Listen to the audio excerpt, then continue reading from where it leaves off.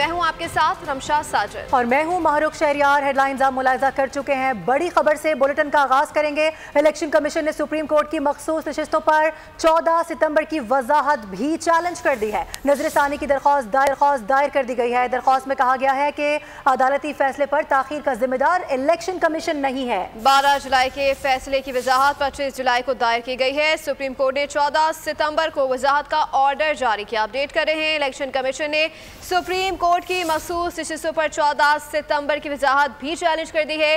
नजरसानी की दरख्वास्त दायर कर दी गई। दरख्वास्त में कहा गया है कि अदालती फैसले पर ताखीर का जिम्मेदार इलेक्शन कमीशन नहीं है।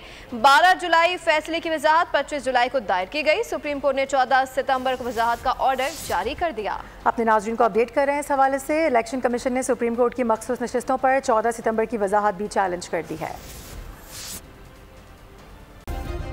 सब्सक्राइब करें और बेल दबाएं ताकि कोई खबर रह न जाए।